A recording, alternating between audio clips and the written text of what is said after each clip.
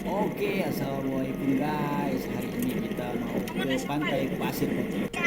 Nah, kira-kira jaraknya sekitar 20-an kilo guys dari tempat kami tinggal.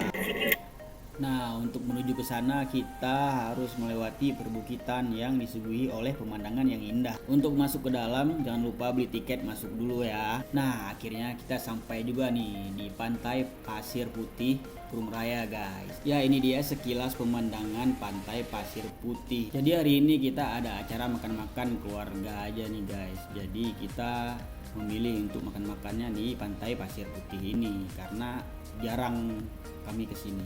Di sini juga menyediakan makanan dan minuman. Untuk harga cek DM ya. Ada beberapa aktivitas yang kami lakukan di sini, mulai dari game untuk anak-anak, remaja, sampai dengan orang tua. Setelah lelah bermain game, akhirnya kami makan bersama sambil menikmati pemandangan pantai Pasir Putih.